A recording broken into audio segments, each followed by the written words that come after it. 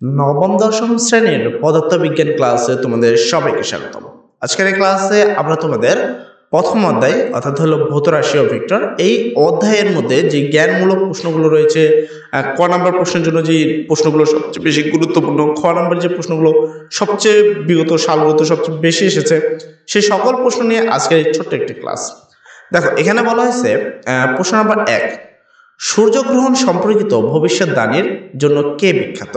সেক্ষেত্রে উত্তর হবে থেলিস সূর্যগ্রহণ সম্পর্কিত ভবিষ্যৎবাণীর জন্য বিখ্যাত। এই যে প্রশ্নগুলো রয়েছে এগুলো কিন্তু মানে সবচেয়ে বেশিবার এই জায়গা থেকে যে নৈমিত্তিকগুলো রয়েছে এবং যে ক নম্বর প্রশ্নগুলো এসেছে সেই প্রশ্নগুলোকে একত্রিত করে তোমাদের কিন্তু এটা উপস্থাপনা করা হচ্ছে। তাই অবশ্যই প্রত্যেকটি প্রশ্ন খুব গুরুত্ব সহকারে দেখবে, কেননা এই থেকেই কিন্তু এই অধ্যায় থেকে বিশেষ করে নৈমিত্তিক প্রশ্নগুলোই আসে। আর অবশ্যই যেন তুমি সেই প্রশ্নগুলো উত্তর করতে পারো।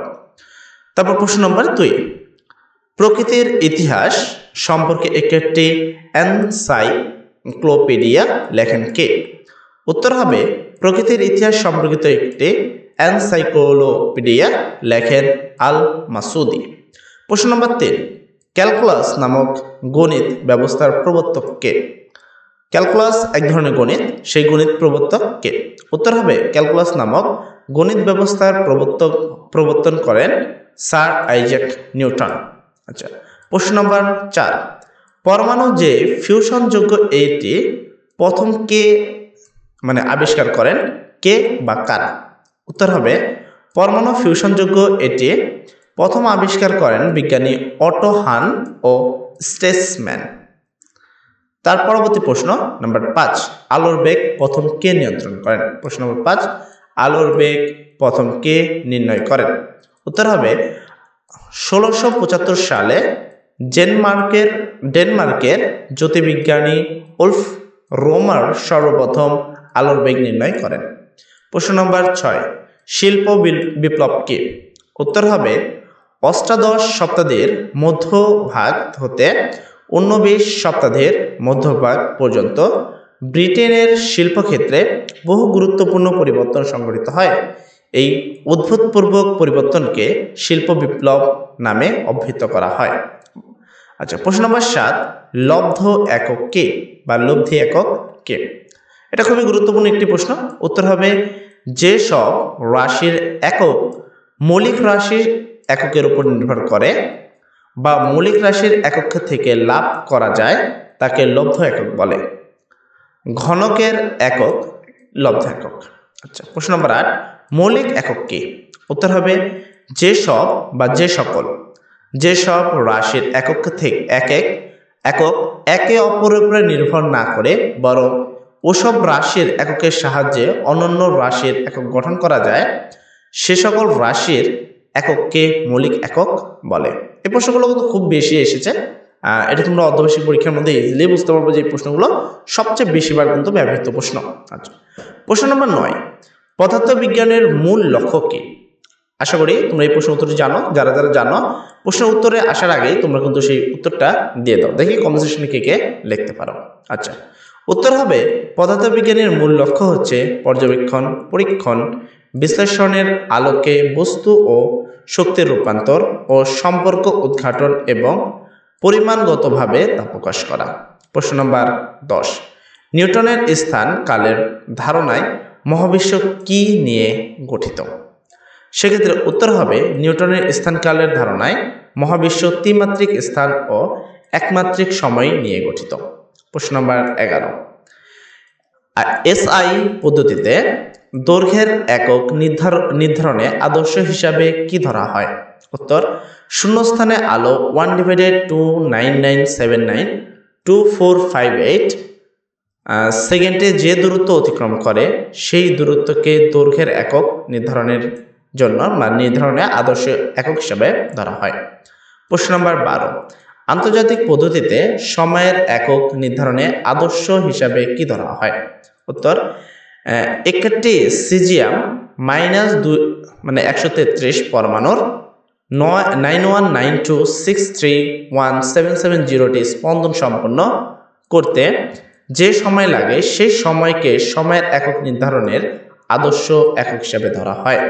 প্রশ্ন নম্বর 13, আন্তর্জাতিক পদ্ধতিতে তাপমাত্রা একক ক্যালভিন নির্ধারণে কি ব্যবহার করা হয়? আন্তর্জাতিক এককে বা আন্তর্জাতিক পদ্ধতিতে তাপমাত্রা একক হলো কেলভিন। সেক্ষেত্রে নির্ধারণে কি ব্যবহার করা হয়? উত্তর হবে পানির ত্রৈধবিন্দুর তাপমাত্রার 1/273.16 ভাগকে তাপমাত্রার একক কেলভিন নির্ধারণের জন্য ব্যবহার করা হয়। প্রশ্ন নম্বর 14, 1 এম্পিয়ার কাকে বলে? সেক্ষেত্রে উত্তর হবে শূন্যস্থানের 1 মিটার দূরত্ব অবস্থিত অসীম দৈর্ঘ্য এবং অপেক্ষণীয় বৃত্তাকার প্রস্থচ্ছেদের দুটি সমান্তরাল সরল পরিবাহকের প্রত্যেকটিতে যে পরিমাণ তড়িৎ প্রবাহ চলছে পরস্পরের মধ্যে প্রতি মিনিটের দৈর্ঘ্য 2 গুণন 10⁻⁷ নিউটন বল উৎপন্ন হয় তাকে 1 এম্পিয়ার বলে। সংখ্যাটা অনেক বড়, বাট এই প্রশ্নটা প্রচুর পরিমাণে আসে যে 1 এম্পিয়ার কাকে বলে, তাই অবশ্যই প্রশ্নটা খুব ভালো করে পড়বা। আচ্ছা, প্রশ্ন নম্বর 15, 1 ক্যান্ডেলা কাকে বলে? সেক্ষেত্রে উত্তর হবে 1 ক্যান্ডেলা হচ্ছে সেই পরিমাণ দীপন তীব্রতা যার কোনো আলোক উৎস একটি নির্দিষ্ট দিকে 540 গুণন 10⁻12 হার্টজ কম্পাঙ্কের এক বর্ণীয় বিকিরণীয় নিঃসরণ করে এবং ওই নির্দিষ্ট দিকে তার বিকিরণ তীব্রতা হচ্ছে প্রতি স্টেরেডিয়ান ঘনকণে 1/683 ওয়াট। প্রশ্ন নম্বর 16, 1 মোল কাকে বলে? আচ্ছা, এই প্রশ্নটা খুবই গুরুত্বপূর্ণ। 1 মোল কাকে বলে? সেক্ষেত্রে উত্তরটা হবে যে পরিমাণ পদার্থে 0.012 কিলোগ্রাম কার্বন 12 এ অবস্থিত পরমাণুর সমান সংখ্যক প্রাথমিক ইউনিট, যেমন হলো পরমাণু, অণু, আয়ন, ইলেকট্রন ইত্যাদি, বা এগুলোর নির্দিষ্ট কোনো গ্রুপ থাকে তাকে ওই 1 মোল তাকে 1 মোল বলে। এরপর প্রশ্ন নম্বর 17, মিটার স্কেল কি? আমি আবার বলছি, এই প্রশ্নগুলো কিন্তু সেখান থেকে তৈরি করা হয়েছে যেখান থেকে বিগত সালগুলোকে 10 বছরের প্রশ্নগুলোকে অ্যানালাইসিস করে যে প্রশ্নগুলো সবচেয়ে বেশিবার এসেছে সেই প্রশ্নগুলোই কিন্তু এখানে তোলা হয়েছে।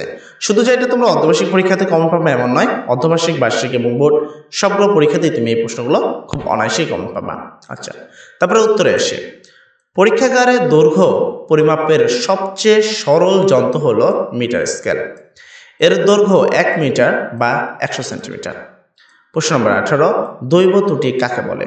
উত্তর, কোনো একটি ধ্রুব রাশি কয়েকবার পরিমাপ করলে যে ত্রুটির কারণে পরিমাপকৃত মান অসামঞ্জস্য দেখা যায় তাকে দৈব ত্রুটি বলে।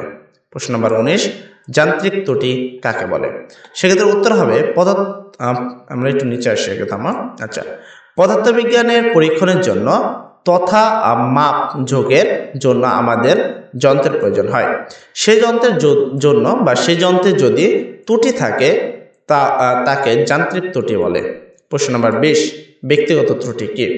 উত্তর হবে পর্যবেক্ষকের নিজের কারণে পাটে যে ত্রুটি আসে তাকে ব্যক্তিগত ত্রুটি বলে। প্রশ্ন নম্বর 21, মাত্রা কি? প্রশ্ন নম্বর 21, মাত্রা কি?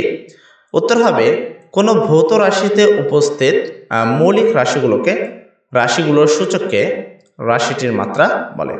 এই ছিল তোমাদের মোটামুটি জ্ঞানমূলক যে প্রশ্নগুলো সেগুলো। এখানে আরও অনেকগুলো প্রশ্ন রয়েছে সৃজনশীল, এই সেম প্রশ্নগুলো কিন্তু সৃজনশীলও তৈরি করা হয়েছে। তবে আজকের জন্য আমরা এতটুকু রাখবো। আশা করি সকল প্রশ্নগুলো তোমরা বুঝতে পেরেছ। তো সবাই ভালো থাকবা, সবার জন্য দোয়া করি। আসসালামু আলাইকুম।